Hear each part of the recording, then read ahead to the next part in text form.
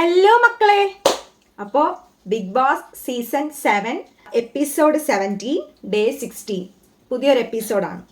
പ്രത്യേകിച്ച് ഒന്നും തന്നെ വലിയ ഒരു കണ്ടന്റ് ഒന്നും ഉണ്ടായിരുന്നില്ല. മെനങ്ങാത്ത പോലത്തെ ഒരു ഫയർ എപ്പിസോഡൊന്നും അല്ലായിരുന്നു. മെയിനായിട്ട് നമ്മുടെ ഷാനവാസ് ശരത്തിൻ്റെ ആ ഒരു കണ്ടന്റ് തന്നെയായിരുന്നു ഇന്നലെ ഫുൾ ഓടിയത്. നമ്മുടെ വലിയ മുതലാളി അല്ലെങ്കിൽ വലിയണ്ണൻ ഷാനുക്കയുടെ ഗെയിം ഫുൾ എക്സ്പോസ് ചെയ്തിട്ടുണ്ട് കേട്ടോ. അപ്പോൾ ഇന്നത്തെ എപ്പിസോഡിൽ ഫുള്ളും നമ്മുടെ ഷാനുക്കയുടെ ഗെയിമാണ് കാണിച്ചിരിക്കുന്നത്. നമ്മൾ മെനങ്ങാന്ന് പ്രൊമോ കണ്ടപ്പോൾ വിചാരിച്ചു ഇന്നലെ നമ്മുടെ അക്ബറും ഷാനവാസുമായിട്ട് നല്ല ഒരു കിടിലൻ ഫൈറ്റ് ഒക്കെ ആണെന്നാണ്. വെറുതെ ആയിരുന്നു കേട്ടോ, വെറുതെ. എനിക്കൊന്ന് വേറെ ഒരു കണ്ടന്റും ഇല്ലാത്തത് കൊണ്ട് അതിനെ ഒന്ന് ഊതി പെരുപ്പിച്ചിട്ട് അവിടെ ആക്കിയതാണ്. അത് വലിയ സംഭവം ഒന്നും ഉണ്ടായിരുന്നില്ല. അന്നേരം രാവിലെ തന്നെ അതങ്ങ് കഴിഞ്ഞിട്ടോ. ചെറിയൊരു തീപ്പൊരി, ചെറിയൊരു ഇതായിരുന്നു. അതിനെ അങ്ങോട്ട് കുറച്ച് നേരം ഇങ്ങനെ ഇങ്ങോട്ടൊക്കെ രണ്ടുമൂന്ന് ഇടി ഇങ്ങനെ തള്ളുമൊക്കെ കൊടുത്തിട്ട് അതങ്ങ് തീർന്നു പോയി. ബാക്കി ഇന്നത്തെ ഫുൾ കണ്ടന്റ് എന്ന് പറയുന്നത് നമ്മുടെ ഷാനവാസും ശരത്തിൻ്റെ ആ ഒരു ടോപ്പിക്ക് തന്നെയായിരുന്നു ഇന്നലെ ഫുൾ ഓട്ടിച്ചതേ. അപ്പോൾ അതിൽ വല്യണ്ണൻ നമ്മുടെ ബിഗ് ബോസ് നല്ല സ്പേസ് ഷാനവാസിന് കൊടുത്തിട്ടുണ്ട്. രണ്ട് രീതിയിൽ നമുക്കതിനെ കാണാം. ഒന്ന്, പുറത്തേക്ക് ഷാനവാസിന്റെ ഗെയിം എക്സ്പോസ് ചെയ്യുന്നുണ്ട്. രണ്ട്, സ്ക്രീൻ സ്പേസ് കൊടുത്തതായിരിക്കാം. ഇത് ഏത് രീതിയിൽ ആണെന്നറിയില്ല. മാത്രമല്ല ഷാനവാസിന് ഇത് എങ്ങനെ ഓഡിയൻസിന്റെ റെസ്പോൺസ് കിട്ടുമെന്നും അറിയില്ല. മേ ബി നെഗറ്റീവ് ആവാൻ വളരെ ചാൻസ് ഉണ്ടെന്ന് വെച്ച് കഴിഞ്ഞാൽ ഇന്നത്തെ ആ ഒരു ദിവസം കഴിഞ്ഞതിന് ശേഷം പല സ്ഥലങ്ങളിലും നമ്മുടെ ഷാനിക്കയുടെ ഗ്രാഫ് താഴേക്ക് വന്നിട്ടുണ്ട്. പെർസെൻറ്റേജ്, ഓഡിയൻസിന്റെ സപ്പോർട്ടിന്റെ പെർസെൻറ്റേജിൽ കുറവ് വന്നിട്ടുണ്ട്. അപ്പോൾ ഷാനവാസ് ഈ ഒരു ഗെയിം സ്ട്രാറ്റജി അത് സ്റ്റോപ്പ് ചെയ്യുന്നതായിരിക്കും നല്ലത്. ഇല്ലെങ്കിൽ പുള്ളിക്ക് നെഗറ്റീവ് അടിക്കാൻ വളരെ ചാൻസ് കൂടുതലാണ്. നല്ല കപ്പാസിറ്റിയുള്ള, നല്ല കാലിബറുള്ള, നല്ല ഒരു മാർജിനുള്ള കണ്ടസ്റ്റന്റ് ആണ് ഷാനവാസ് എന്ന് പറയുന്നത്. ഏകദേശം ഒരു 70% ആൾക്കാരുടെ ഉള്ളിലേക്കും പുള്ളിക്കാരൻ കണ്ടസ്റ്റന്റ് ആയിട്ട് കയറിയിട്ടുണ്ട്. പക്ഷെ ഇങ്ങനെയാണ് പോകുന്നതെങ്കിൽ ഉൾട്ട അടിക്കാൻ ചാൻസ് വളരെ കൂടുതലാണ്, നെഗറ്റീവ് ആവാനുള്ള ചാൻസ് വളരെ കൂടുതലാണ്. അപ്പോൾ എനിക്ക് പറയാനുള്ളത്, നമ്മുടെ ഫാമിലി ലൈഫ് എടുത്ത് വെച്ച് കളിക്കാതിരിക്കുക. ബിഗ് ബോസ് 3 മാസം കഴിഞ്ഞിട്ട് എല്ലാവരും പുറത്ത് വന്ന് ജീവിക്കേണ്ട ആൾക്കാരാണ്. അപ്പോൾ ഇങ്ങനെയുള്ള ഗെയിം സ്ട്രാറ്റജീസ് യൂസ് ചെയ്യാതിരിക്കുന്നതാണ് നല്ലത്. പിന്നെ ഇവിടെ നമ്മൾ പറയേണ്ടത് അപ്പാനിയുടെ ഒരു സ്റ്റാൻഡാണ് കേട്ടോ. അപ്പാനി എന്താ ഇങ്ങനെ നിൽക്കുന്നത്? അപ്പാനിക്ക് തിരിച്ച് ഫൈറ്റ് ബാക്ക് ചെയ്യാൻ പാടില്ല. അപ്പാനി പറയണം, അതെ നിങ്ങൾ ചെയ്യാനുള്ളത് നിങ്ങൾ അങ്ങോട്ട് ചെയ്യും, സദാചാരം കാണിക്കേണ്ട ആവശ്യമില്ല. ഇപ്പോൾ രണ്ടുപേർ ചേർന്നിരുന്നാൽ എന്താണെന്ന് തിരിച്ചു ചോദിക്കണം. അല്ലെങ്കിൽ നിങ്ങൾ എന്താ ചെയ്യേണ്ടതെന്ന് വെച്ചാൽ ചെയ്യണമെന്ന് പറഞ്ഞു കഴിഞ്ഞാലുള്ള തീർന്നു. അവിടെ തീരേണ്ട പ്രശ്നമേ അവിടെ ഉള്ളൂ. പക്ഷേ ശരത്തിന്റെ സ്റ്റാൻഡ് എനിക്ക് മനസ്സിലാവുന്നില്ല. ശരത്ത് എന്തുകൊണ്ടാണ് തിരിച്ചിങ്ങനെ കാല് പിടിച്ച് നടക്കുന്നത് എന്നുള്ളത് അറിയില്ല. ക്ഷമിക്കണം, അത് വിട്ടേക്കണോ, ആവശ്യമില്ല, അത് പറയത് ക്ഷമിക്കണോ എന്നൊക്കെ പറഞ്ഞിട്ട് ക്ഷമ ചോദിക്കേണ്ട ആവശ്യം എന്താണ് ഇവിടെ ഉള്ളത്? ശരത്ത് തെറ്റൊന്നും ചെയ്തിട്ടില്ലെങ്കിൽ ശരത്ത് ഇങ്ങനെ പേടിക്കേണ്ട ആവശ്യമുണ്ട്. അപ്പൊ ശരത്തിന്റെ ഒരു സ്റ്റാൻഡാണ് ഇവിടെ ശരിയല്ലാത്തത്. ശരത്ത് കറക്റ്റ് സ്റ്റാൻഡിൽ നിന്നിട്ട് നിങ്ങൾ എന്താ ചെയ്യുന്നു പറഞ്ഞു കഴിഞ്ഞാൽ കഴിഞ്ഞു അവിടെ. പിന്നെ ഷാനവാസിന് ഒന്നും ചെയ്യാൻ പറ്റത്തില്ല, ഒന്നും ചെയ്യാനില്ല. ഷാനവാസ് ആകെ എടുക്കുന്ന ഒരു കാര്യം എന്ന് പറയുന്നത്, പുറത്ത് ഈ 71 ക്യാമറയിൽ കൂടെ പുറത്തെ ജനങ്ങൾ ഫുള്ള് ഇത് കണ്ടോണ്ടിരിക്കുകയല്ലേ. പുറത്തെ ജനങ്ങൾ കാണുന്നുണ്ട്, ശരത്തിന്റെ ഫാമിലി കാണുന്നുണ്ട്. പിന്നെ ഇതിൽ കൂടുതൽ ശരത്ത് എന്തിനാ പേടിച്ചിരിക്കുന്നതെന്ന് മനസ്സിലാവുന്നില്ല. എനിക്ക് തോന്നുന്നു ഒരുപക്ഷെ ശരത്ത് ഫാമിലിയെ കുറിച്ച് കൺസേൺ ഉള്ള ആളാണ്. ഫാമിലിയായിട്ട് ഭയങ്കരമായിട്ട് കണക്ട് ചെയ്തിട്ടുള്ള ആളാണ്. അപ്പോൾ പുള്ളിക്ക് ഇത് നെഗറ്റീവായിട്ട് പുറത്തു പോയോ, എൻ്റെ ഫാമിലി ഇത് കാണുമ്പോൾ ഇത് എങ്ങനെ ആയിരിക്കും എന്നൊക്കെ ഉള്ള ടെൻഷനിലാണ് പുള്ളി നടക്കുന്നത്.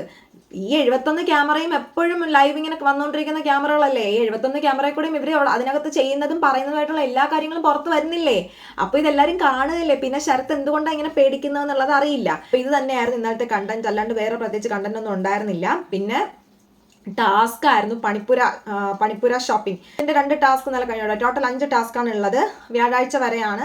78 hours ആണ്. ടൈം ലോക്ക് സ്റ്റാർട്ട് ചെയ്തിട്ടുണ്ട്. അപ്പൊ നമുക്ക് നേരെ നമ്മുടെ എപ്പിസോഡിലേക്ക് പോവാം, നമുക്ക് സംസാരിക്കാം.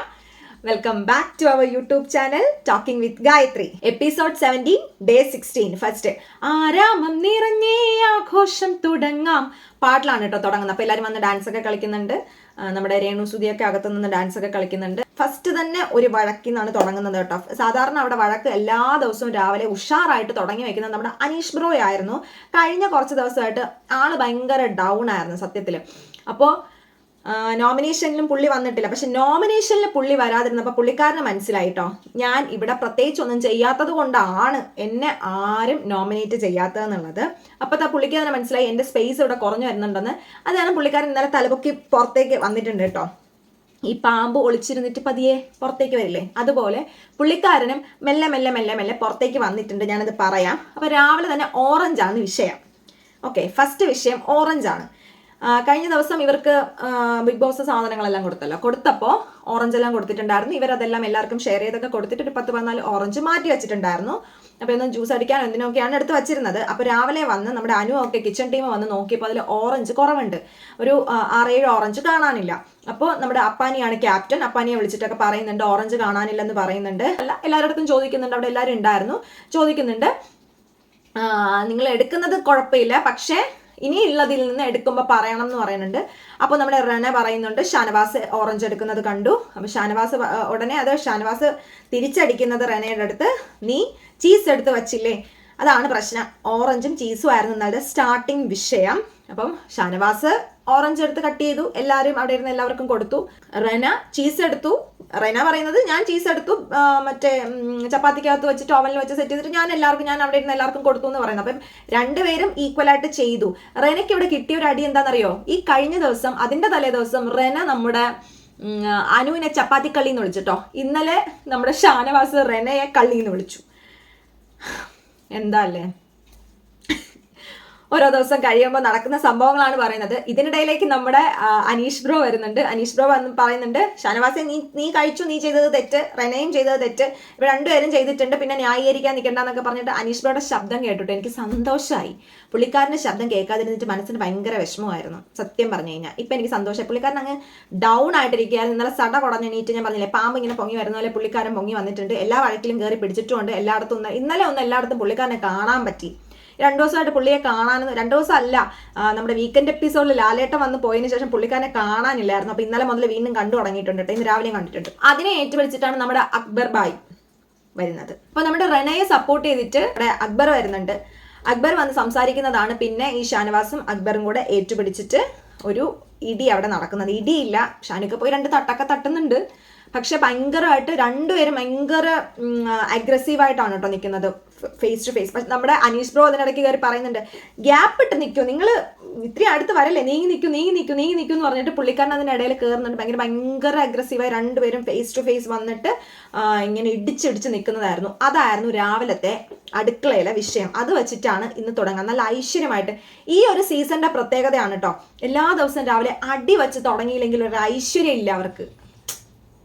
നമ്മൾ ഈ വീട്ടിൽ വിളക്കൊക്കെ കത്തിച്ചിട്ട് തുടങ്ങില്ലേ ഐശ്വര്യം വരാൻ വേണ്ടി, അതുപോലെയാണ് ബിഗ് ബോസ് വീടിൻ്റെ അകത്ത് പാട്ട് കഴിഞ്ഞൊരു അടി, അത് നിർബന്ധമാണ്. ഒരു ചായ, പാട്ട് കഴിഞ്ഞൊരു ചായ എന്നൊക്കെ പറയുമ്പോൾ പാട്ട് കഴിഞ്ഞൊരു അടി, അത് തുടങ്ങിയില്ലെങ്കിൽ അവർക്ക് ഒരു സുഖമില്ല. ആരെങ്കിലും തുടങ്ങും. ഈ ആദ്യം വന്ന അന്ന് മുതൽ നമ്മുടെ അനീഷ് ബ്രോ ആയിരുന്നു അതിങ്ങനെ തുടങ്ങിക്കൊണ്ടിരുന്നത്. ഇപ്പം പിന്നെ അത് ഓരോരുത്തരായിട്ട് ഏറ്റുപിടിച്ച് കൈമാറി പോകുന്നുണ്ട്. അതിനുശേഷം നേരെ കാണിക്കുന്ന സീൻ എന്ന് പറയുന്നത് നമ്മുടെ അപ്പാനിയും അക്ബറും കൂടെ ഇരുന്ന് സംസാരിക്കുന്ന കേട്ടോ. ആര്യനും ആ സൈഡിൽ ഇരിപ്പുണ്ടേ. അപ്പോൾ അപ്പാനി പറയുന്നുണ്ട്, എനിക്ക് എങ്ങനെയെങ്കിലും അളിയ ഈ ആഴ്ച ഒന്ന് സേവ് ആവണം. എനിക്ക് സേവ് ആയതിനു ശേഷം, ഞാൻ ഈ നോമിനേഷൻ സേവ് ആയതിനു ശേഷം ഞാൻ അവന് കാണിച്ചു കൊടുക്കുന്നുണ്ട് ഞാൻ ആരാണെന്ന്. അവനെ ഞാൻ ശരിയാക്കി കൊടുക്കുന്നുണ്ട്, ഞാനൊരു പാഠം പഠിപ്പിക്കുന്നുണ്ടെന്നൊക്കെ പറഞ്ഞിട്ട് അപ്പാനി ഭയങ്കരമായിട്ടിരുന്ന് സംസാരിക്കുന്നുണ്ട് കേട്ടോ. എല്ലാം വെറുതെയാണ്, ഒരു കാര്യമില്ല. അവിടെ ഇരുന്ന് സംസാരിച്ചതിന് ശേഷം മറ്റേ പാവാടത്തുമ്പാലെ തട്ടിയാലും ഒരു പാട്ടില്ലേ, അതുപോലെയായിരുന്നു. അക്ബറിന്റെ അല്ല, നമ്മുടെ ഷാനവാസിന്റെ പുറകെ പോയിട്ട് ക്ഷമിക്കണം എന്ന് പറഞ്ഞിട്ട് ഷാനവാസിന്റെ പുറകെ നടപ്പായിരുന്നു. ഡയലോഗൊക്കെ ഭയങ്കര ഡയലോഗാണെങ്കിലും സ്റ്റാൻഡ് എടുക്കുന്ന സമയത്ത് പുള്ളിക്കാരൻ വെറും വേസ്റ്റ് ആട്ടോ. കറക്റ്റ് ഒരു സ്റ്റാൻഡ് എടുത്ത് നിൽക്കാൻ എന്തിനാ പേടിക്കേണ്ട ആവശ്യമൊന്നും ഇവിടെ ഇല്ല. ശരത് തെറ്റ് ചെയ്തില്ലെങ്കിൽ പേടിക്കേണ്ട കാര്യമുണ്ടോ? ഇല്ല. അത് തന്നെയാണ് ഞാൻ നേരത്തെ പറഞ്ഞത്. എനിക്കിപ്പോൾ ഓർമ്മ വരുന്നതേ, നമ്മുടെ കഴിഞ്ഞ ഒരു സീസണിൽ ഉണ്ടായിരുന്ന ഒരു കണ്ടസ്റ്റന്റ് ഉണ്ടേ, നിലപാടില്ല, നിലവാരമില്ല, നാണമില്ല, മാനമില്ല എന്നൊക്കെ പറഞ്ഞിട്ട്. അത് തന്നെ കറക്റ്റ്. ശരത്തിന് ഒരു നിലപാടും ഇല്ല, ഒരു നിലവാരവും ഇല്ല, നാണോ ഇല്ല, മാനോ ഇല്ലാതെ ഒരാളുടെ പുറകെ പോയിട്ട് ഇങ്ങനെ കാലുപിടിച്ച് നടക്കേണ്ട എന്തെങ്കിലും ആവശ്യമുണ്ടോ? കറക്റ്റായിട്ട് അങ്ങ് നേരെ നിവർന്ന് നിന്നാൽ പോരെ നെഞ്ചു മിരിച്ചിട്ട്. അപ്പൊ അതായിരുന്നു സീൻ. അതിനുശേഷം അപ്പാനി എങ്ങനെയൊക്കെ പറഞ്ഞതിന് ശേഷം നമ്മുടെ രേണുസുതിയുടെ അടുത്ത് പോകുന്നുണ്ട്. രേണുസുതിയെ പിടിച്ച് ഫ്രണ്ടിൽ കൊണ്ടുവന്ന് ഇരുത്തിയിട്ട് അതിന്റെ ആവശ്യം എന്താ എനിക്ക് മനസ്സിലായില്ല. രേണുസുതിയെ കൊണ്ടുവന്ന് അവിടെ ഇരുത്തിയിട്ട് എന്താന്നുള്ളത്. കാരണം പുള്ളിക്കാരത്തി എപ്പോഴും കട്ടിൽ കിടപ്പാണ്, അല്ലാണ്ട് വേറെ കണ്ടന്റ് ഒന്നും പ്രത്യേകിച്ച് പുള്ളിക്കാരത്തി തരുന്നൊന്നുമില്ല. ശരത്ത് അത് പറഞ്ഞത് രേണുസുതിയോടാണെങ്കിലും പുറത്തേക്ക് വരേണ്ടതായിരുന്നു ശരത്തിന്റെ ആവശ്യം. ശരത്തിന്റെ ഫാമിലി അത് കാണണം എന്ന് ശരത്ത് ആഗ്രഹിക്കുന്നുണ്ട്, ജനങ്ങൾ അത് കാണണം എന്ന് ആഗ്രഹിക്കുന്നുണ്ട്. അതിനുവേണ്ടി മാത്രമാണ് ശരത്ത് രേണുസുതിയെ കൊണ്ടുവന്ന് അവിടെ ഇരുത്തിയിട്ട് പറയുന്നത്. സംസാരിക്കുന്നത് രേണുവിനോടാണെങ്കിലും അത് ശരത്ത് പുറത്തേക്ക് വിടുന്നതാണ്, ഓഡിയൻസിനോടാണത് പറയുന്നത്. അല്ലെങ്കിൽ ശരത്തിന്റെ വീട്ടുകാരോട് കൺവിൻസ് ചെയ്യാനെന്നല്ല പറയാനുള്ളത്. കാരണം അകത്ത് നിന്നിട്ട് പുള്ളിക്ക് ഒന്നും ചെയ്യാൻ പറ്റുന്നില്ല. അപ്പോൾ പുറത്തേക്ക് അത് പോകാൻ വേണ്ടിയിട്ടാണ് രേണു സുധിയെ കൊണ്ടുവന്ന് അവിടെ ഇരുത്തിയിട്ട് ശരത്ത് പറയുന്നുണ്ട്, എനിക്ക് വേറെ ഒന്നും ഉണ്ടായിരുന്നില്ല, ഞാൻ ജസ്റ്റ് എനിക്കൊരു ഫ്രണ്ട് ആയിരുന്നു, അപ്പോൾ ഒത്തിരി കമ്പനി ആയിപ്പോയി, അപ്പോൾ ഞങ്ങൾ പോയപ്പോൾ എനിക്കൊരു വിഷമം തോന്നി ഞാൻ കരഞ്ഞതാണ്, അല്ലാണ്ട് എനിക്ക് വേറെ ഒരു തരത്തിലുള്ള ഒരു ഇതും ഞാൻ ആ കുട്ടിയോട് ഇല്ല എന്ന് പറയുന്നുണ്ട്. പിന്നെ അത് മാത്രമല്ല, അതെൻ്റെ ഗെയിം എന്ന്, പക്ഷെ ഇടയ്ക്ക് ശരത്തിൻ്റെ വായിൽ നിന്നൊരു അബദ്ധം വരുന്നുണ്ട്, ഞാൻ ഗെയിമിന് വേണ്ടി അങ്ങനെയൊന്നും പറയരുത്, പറയുന്നത് തന്നെ ശരിയല്ല. അപ്പോൾ അങ്ങനെയൊക്കെ പറയുന്നുണ്ട് ശരത്ത് ഇങ്ങനെ ഭയങ്കര ഡൗൺ ആയിരുന്നു കേട്ടോ ഇന്നലെ. പിന്നെ നമ്മുടെ ഷാനവാസും ആദിലയും നൂറയും ആയിട്ടൊക്കെ സംസാരിക്കുന്നതാണ്. അതിലെ നൂറയൊക്കെ ചോദിക്കുന്നുണ്ട്, ചേട്ടാ ഇതിൻ്റെ വല്ല ആവശ്യമുണ്ടോ, നമുക്ക് പുറത്ത് പോയ ഒരു കണ്ടസ്റ്റൻ്റ് ആണ്, പുറത്ത് നമ്മുടെ ശരത്തിന് ഫാമിലി ഉണ്ട്, അപ്പോൾ പിന്നെ ഇതിൻ്റെ ആവശ്യമുണ്ടോ എന്നൊക്കെ ചോദിക്കുന്നുണ്ട്. അപ്പോൾ ഷാനവാസ് കുറേ ന്യായങ്ങളാണ് നിൽക്കുന്നത് കേട്ടോ, പക്ഷെ എനിക്ക് അതിനോട് യോജിക്കാൻ പറ്റുന്നില്ല. എനിക്ക് ഭയങ്കര ഇഷ്ടമുള്ളൊരു കണ്ടസ്റ്റൻ്റ് ആണ് ഷാനവാസ്, എനിക്ക് ഇഷ്ടമാണ് പുള്ളിക്കാരൻ, നല്ല ഗെയിമാണ് പുള്ളിയുടേത്. കാരണം ഇത്രയും ദിവസം നിന്നതിലും നല്ലൊരു ഗെയിമാണ്, ഒറ്റയ്ക്ക് നിന്ന് കളിക്കുന്ന നല്ലൊരു ഗെയിമായിട്ട് തോന്നി. പക്ഷേ ഈ ഒരു സ്ട്രാറ്റജിയോട് എനിക്ക് യോജിക്കാൻ പറ്റുന്നില്ല. പുള്ളി ഇതിൽ അട്ടർ ഫ്ലോപ്പ് ആവാൻ ചാൻസ് ഉണ്ട്. ഭയങ്കര സംഭവമാണെന്നൊക്കെ പറഞ്ഞ് കാണിച്ചിട്ട് പുള്ളിക്ക് തന്നെ ഇത് നെഗറ്റീവ് അടിക്കും, യാതൊരു സംശയവും വേണ്ട. പുള്ളി പറയുന്നുണ്ട്, ഞാൻ ആർക്കും ഒരു കോട്ടം തട്ടാതെ ഞാനിത് ചെയ്യും, അപ്പുറത്ത് നിൽക്കുന്ന ആളെ നോക്കും, ഇപ്പുറത്ത് നിൽക്കുന്ന ആളെ നോക്കും, എന്ത് നോക്കാൻ. ഇപ്പം ഇത് പറഞ്ഞുകൊണ്ടിരിക്കുമ്പോഴും ഈ ക്യാമറയിൽ കൂടെ പുറത്തെ ജനങ്ങൾ കണ്ടുകൊണ്ടിരിക്കുകയല്ലേ, പിന്നെ ഇത് ഏത് തരത്തിലാണ് ആരെയും ബാധിക്കില്ല എന്ന് പുള്ളിക്കാരൻ പറയുന്നത് എന്നുള്ളത് എനിക്ക് മനസ്സിലാവുന്നില്ല. അപ്പോൾ പുള്ളി പറയുന്നത് ഞാൻ അവനെ പേടിപ്പിച്ച് നിർത്താൻ വേണ്ടിയിട്ടാണ്, വേറെ ഏതൊക്കെ തരത്തിൽ ഗെയിം കളിക്കാം, ഫാമിലിയെ കൊണ്ടിട്ടിട്ട് ഒരിക്കലും ഞാൻ പേടിപ്പിച്ച് നിർത്തുന്നു എന്ന് പറഞ്ഞത് ശരിയാണെന്ന് എനിക്ക് തോന്നുന്നില്ല. അത് ശരിയായിട്ടുള്ള കാര്യമല്ല. ഫാമിലിയെ ഫ്രണ്ടിൽ നിർത്തിയിട്ട് ഇത് ഫാമിലിയെ വെച്ചിട്ട് അതൊരു ഗെയിം കളിക്കുന്നതിനോട് നമുക്ക് യോജിക്കാൻ പറ്റില്ല. അപ്പോൾ ഇത് സംസാരിച്ച് തീർത്തൂടെ എന്നുള്ളത് നമ്മുടെ ആദിലെ നൂറയും ചോദിക്കുന്നുണ്ട്. ആദില പോയി അപ്പാനിയോട് സംസാരിക്കുന്നുണ്ട്. അപ്പാനി പറയുന്നുണ്ട്, ഞാൻ റെഡിയാണ് പുള്ളിയായിട്ട് സംസാരിക്കാനെന്ന് പറയുന്നുണ്ട്. അങ്ങനെ ആദില ഷാനവാസിനോട് സംസാരിക്കുമ്പോൾ ഷാനവാസ് പറയുന്നത്, എനിക്ക് താല്പര്യമില്ല, എനിക്ക് അവനോട് സംസാരിക്കേണ്ടെന്ന് പറയുന്നുണ്ട്. അത് കഴിഞ്ഞിട്ട് നമ്മുടെ ടാസ്ക് ആണ് കേട്ടോ വന്നത്. ടാസ്ക് എന്ന് പറയുന്നത് നല്ല രണ്ട് ബെസ്റ്റ് ടാസ്ക് ആയിരുന്നേ. അപ്പോൾ ഫസ്റ്റ് ടാസ്ക് എന്ന് പറയുന്നത് എം ആൻഡ് യക്ക്, നല്ലതും ചില എം എന്ന് പറയുമ്പോൾ വാവ്, യക്ക് എന്ന് പറയുമ്പോൾ ഇത് തന്നെ.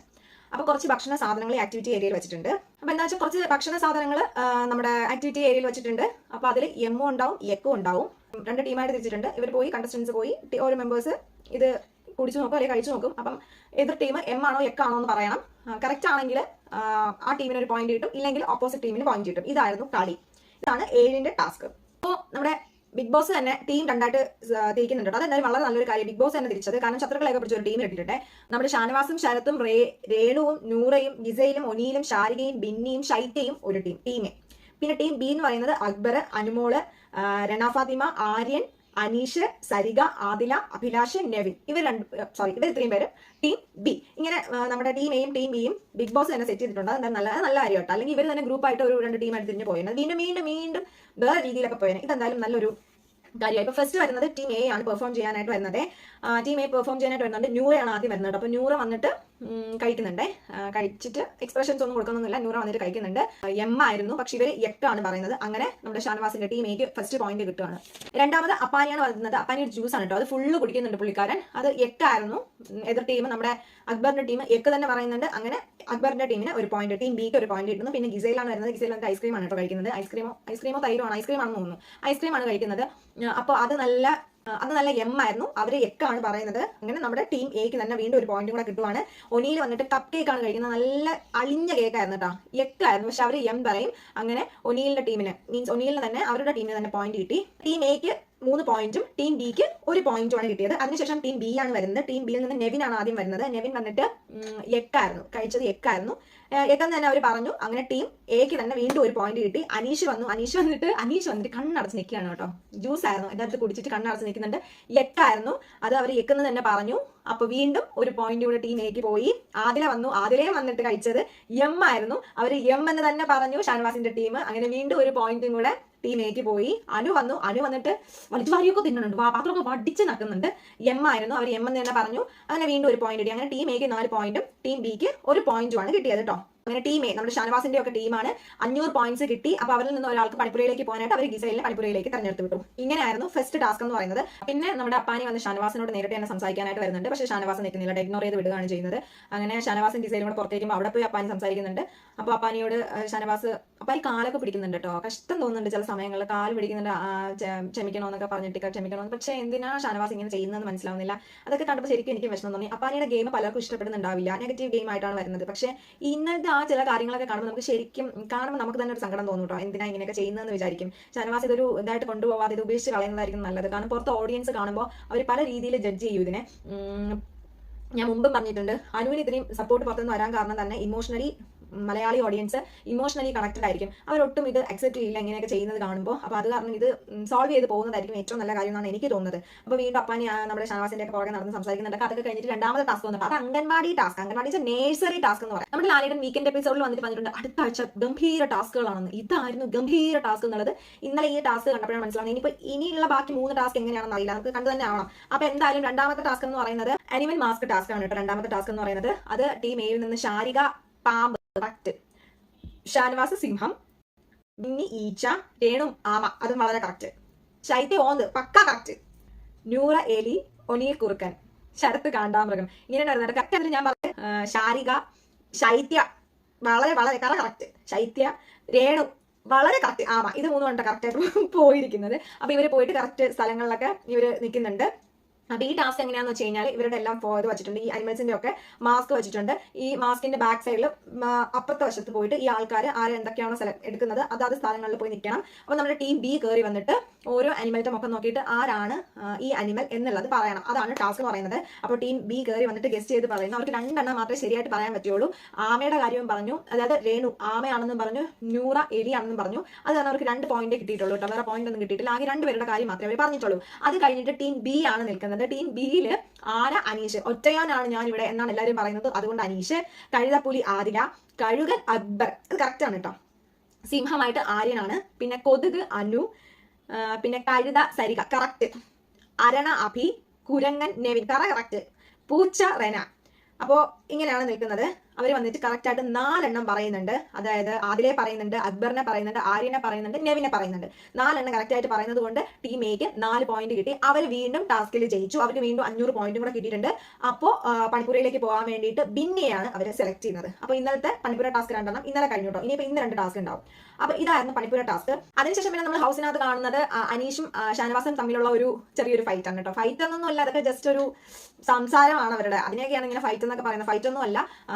അനീഷ് പറയുന്നുണ്ട് കഴുത ഭാരം ചുമക്കുന്ന ആളാണ്, അല്ലാണ്ട് കഴുതയ്ക്ക് ബുദ്ധിയില്ലാത്തത് മാത്രമല്ല എന്ന് പറഞ്ഞിട്ട്. കാരണം സരികെ അവർ കഴുതയാക്കിയല്ലോ. അപ്പം ഷാനവാസ് പറയുന്നുണ്ട് ഈ കാര്യത്തിൽ നീ കഴുത ആയതുകൊണ്ടാണ് കഴുതയാക്കിയതെന്നൊക്കെ പറയുന്നുണ്ട്, നിന്നെ ഇവിടെയും കഴുതയാക്കി എന്നൊക്കെ പറയുന്നുണ്ട്. അപ്പോൾ നമ്മുടെ അനീഷ് ബ്രോ പറയുന്നുണ്ട് കഴുത ബുദ്ധിയില്ലാത്ത ജീവിയല്ല, കഴുത ഭാരം ചുമക്കുന്ന ജീവിയാണ്, താൻ തന്റെ മക്കളെ ഒന്നും ഇങ്ങനെ പഠിപ്പിക്കല്ലേ ഷാനവാസ് എന്നൊക്കെ പറയുന്നുണ്ട്. ഷാനവാസ് കളിയാക്കി ചിരിച്ചുകൊണ്ടുള്ള അനീഷുമായിട്ടുള്ള ഒരു വഴക്കിൽ അല്ലെങ്കിൽ ഒരു സംസാരത്തിലൊക്കെ ഷാനവാസ് ചിരിച്ച് പോകത്തേ ഉള്ളൂ കേട്ടോ എന്നൊക്കെ പറഞ്ഞിട്ട് കുറെ കളിയാക്കി പോകത്തേ ഉള്ളൂ. അല്ലാണ്ട് കൂടുതൽ അതിൽ അനീഷിനെ കൂടുതൽ ട്രിഗർ ചെയ്യാനോ അനീഷിന്റെ നേരെ ചെല്ലുമൊന്നുമില്ല. പക്ഷേ ശരിക്കും നല്ലൊരു കോമ്പോയാണ് അനീഷും ഷാനവാസുമായിട്ടുള്ള ഒരു കോമ്പോ. നമുക്ക് കാണാൻ നല്ല രസമാണ്. ഒരുപാട് വീഡിയോസ് ഒക്കെ ഞാൻ കണ്ടിട്ടുണ്ട്. ഒത്തിരി നല്ല രസമായിട്ടുള്ള വീഡിയോസ് ആണ് കേട്ടോ അവരുടെ ഒരു കോമ്പോ എന്ന് പറയുന്നത്. പക്ഷേ അവരങ്ങനെ അനീഷ് അങ്ങനെ പോയി ഭയങ്കര കോമ്പോ പിടിക്കാനൊന്നും ശ്രമിക്കുന്നതെന്നല്ല കേട്ടോ. അവരിങ്ങനെ ചെയ്യുമ്പോൾ അത് കോമ്പോ ആയിട്ട് പുറത്തേക്ക് വരുന്നതാണ്. പിന്നെ ഗിസയിലും ഷാനവാസും കൂടെ സംസാരിക്കുന്നുണ്ട്. അത് തന്നെ നമ്മുടെ അപ്പാനിയുടെ കേസ് തന്നെ. ഗിസയിൽ പറയുന്നുണ്ട് അപ്പാനി ശരത്ത് ഒരു പാവമാണെന്ന് പറയുന്നുണ്ട്. അപ്പോൾ ഷാനവാസ് പറയുന്നുണ്ട് ശരത്ത് പാവമാണ്, പാവപ്പെട്ടവനാണ്, ശരിയാണ്. പക്ഷേ അക്ബറുമായിട്ടുള്ള അവന്റെ ഗ്രൂപ്പ് കളിയാണ് ശരിയല്ലാത്തത്. അക്ബർ അവനെ വേറെ ഒരു കരുവാക്കി മാറ്റിയാണ് ഇവിടെ കളിക്കുന്നത് എന്ന് പറഞ്ഞിട്ട് ഗിസൈലിനോട് ഗിസൈലും അക്ബറും ഒക്കെ ഒരു ഗ്രൂപ്പ് പോലെ ആണല്ലോ. അപ്പൊ ഗിസൈലിനെ അവിടെ നിന്ന് പുറത്ത് ചാടിക്കാനുള്ള ശ്രമം ഷാനവാസ് ചെയ്യുന്നുണ്ട്. ഷാനവാസിന്റെ മെയിൻ എതിരാളി എന്ന് പറയുന്നത് അക്ബറാണ്. അപ്പോൾ ഈ അക്ബറിന്റെ കൂടെ ഉള്ളവരെ എല്ലാം പുറത്തേക്ക് കൊണ്ടുവന്ന ഗ്രൂപ്പ് പൊളിക്കാനാണ് ഷാനവാസ് ശ്രമിക്കുന്നത്. പക്ഷേ ഷാനവാസ് ഗ്രൂപ്പ് പൊളിക്കാൻ ശ്രമിച്ചിട്ട് ഷാനവാസ് പൊളിഞ്ഞു പോകുന്നുള്ളതാണ് ഇപ്പോഴത്തെ എന്റെ സംശയം. നെഗറ്റീവായി കഴിഞ്ഞാൽ മോനെ തീർന്ന കാര്യം. അപ്പൊ അതുകൊണ്ട് ഈ ഗെയിം അങ്ങ് സ്റ്റോപ്പ് ചെയ്തിട്ട് ഇത്രയും നാൾ ചെയ്തിരുന്ന ഗെയിം തന്നെ പുള്ളി കണ്ടിന്യൂ ചെയ്ത് പോയി. പുള്ളി വേറെ ഒന്നും അല്ല, ഒറ്റയ്ക്ക് നിന്ന് ഇതുപോലെ തന്നെ കണ്ടിന്യൂ ചെയ്ത് കളിച്ച് പോയി കഴിഞ്ഞ് കഴിഞ്ഞാൽ ഷാനവാസ് ടോപ്പ് 5 ടോപ്പ് 3 അതിൽ എന്തായാലും പുള്ളിക്കാരനുണ്ടാവും. അപ്പോൾ അതുകൊണ്ട് ഇതൊക്കെയാണ് ഇന്നത്തെ എപ്പിസോഡിൽ നടന്നത്. വേറെ വലിയ കാര്യങ്ങളൊന്നും ഉണ്ടായിരുന്നില്ല. ഇനി ഇന്നത്തെ കാര്യങ്ങളൊക്കെ നമുക്ക് ലൈവ് കാര്യങ്ങളൊക്കെ ആയിട്ട് വരാം. അപ്പോൾ എല്ലാവരും എന്നെ ഒന്ന് സപ്പോർട്ട് ചെയ്ത് ഒന്ന് തള്ളുക, നന്നായിട്ട് തള്ളി ഒന്ന് മുന്നോട്ട് കൊണ്ടുപോവുക. അപ്പോൾ നമുക്ക് നെക്സ്റ്റ് വീഡിയോ ആയിട്ട് വരുന്നതായിരിക്കും. ബൈ.